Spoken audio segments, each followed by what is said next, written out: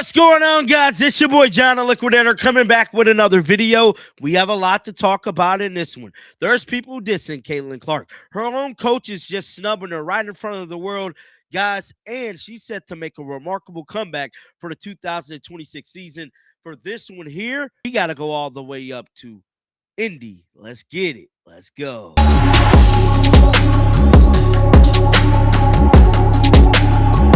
Well, I hope everybody's having a great day today, man, and it's back to this Caitlin Clark saga.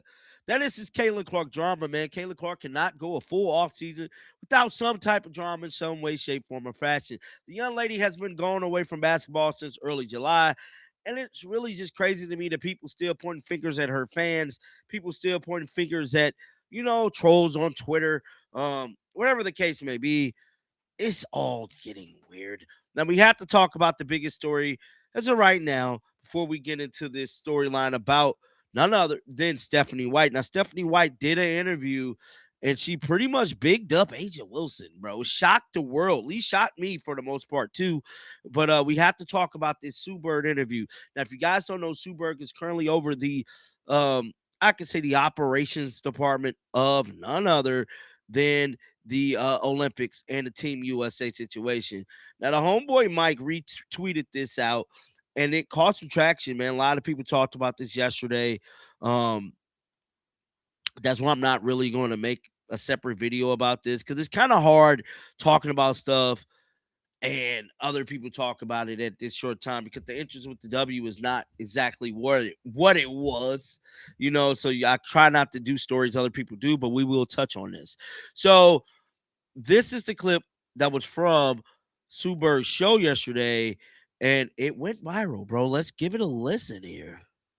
During the WNBA this season, I feel like we sort of had one of those particular growing pains where it's like some of the people that are coming in and watching the sport and are fans of the sport feel like maybe they're there for a weird reason. And now they've found sort of maybe one player to hyper fixate on that they feel stands at odds with what a WNBA player is in their minds. And they passionately love that player in a way that actually just feels like it's hate being disguised as love that they want to have against the rest of the league. What the hell is she talking about? And we sort of had this moment where the rest of the fans had to go like, you paid the same money for your ticket, and you being here is also helpful to the sport. And that's a really difficult thing to do. They had no sort of reverence for the fact that, like, buddy, this conversation's been going on without you for years and years and years. And now you come in here and just think that you can, because you love this one player, and this one player is very good. She's very, very good. And like, I would love to just openly love them. Those are the types of moments that as a women's sports fan, I like really bristle against, where I'm just like, I hate that we have to go through this, but we do have to go through this. I hate that we're making a video about this in year 3 of Caitlin Clark. Like, for whatever reason, y'all hella mad that the fans came. Now the fans, see, it's shit like this that hurt the genre. You know what I'm saying? Because, Sue Bird, you let this lady come on here and diss Caitlin Clark fans. No, Caitlin Clark fans is the reason we even talking about y'all. Like, don't nobody care about the WNBA, bro. I just got to be honest, bro. Like, this is another nail in the coffin for the new fans. Y'all should try y'all damnedest to get these fans back, bro.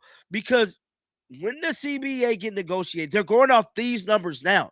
They're not going off the numbers from last year, the year before last. They're going off these numbers now. And what y'all did quite essentially hurt the growth of the league.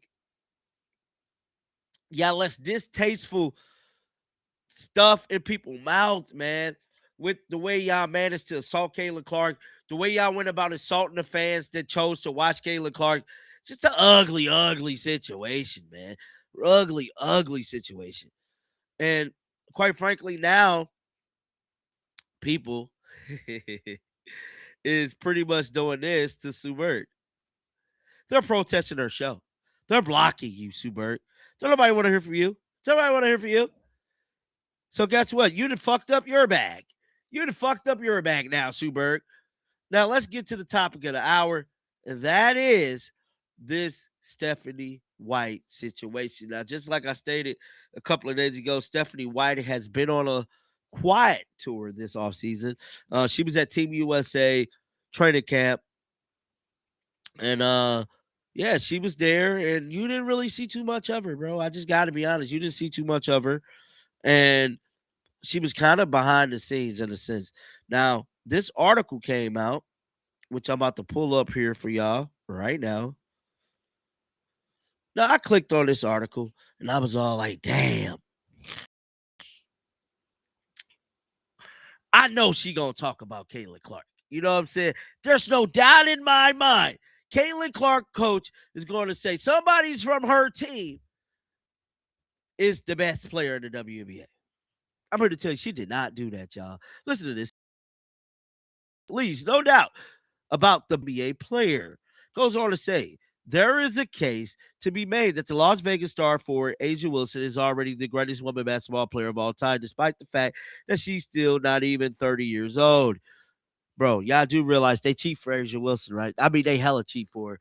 Then it goes on to say Wilson just concluded the 2025 campaign and saw her win a third WNBA championship. Now, let's scroll down to here to Stephanie White. Goes on to say Stephanie White praised best player in the world, A'ja Wilson. Indiana Fever head coach Stephanie White had to worry about defeating Wilson during the WNBA semifinals, which the Fever nearly lost in Game 5. But now that the season is over, White can enjoy and articulate Wilson greatness, which did when speaking to the sports news, Mike Daltrey for December 16th article. She went on to say, number one is her skill set, her ability to knock down jumpers, to attack your rim, bounce to score. Mind you, your player shut her down during that entire series. Aaliyah Boston put clamps all over A'ja Wilson, bro. A'ja Wilson didn't know what the hell to do with Aaliyah Boston. And you sitting up here praising this lady. You're praising this lady. My goodness, Stephanie White. So Stephanie White speaking about A'ja Wilson. This is crazy. Just like any great player, you're not going to stop them. You just want to make them make tough shots. And that's what Aaliyah Boston did the entire series. White was pleased with the defensive work by Aaliyah Boston. But you can see in her own stats parts of the cost of facing Wilson.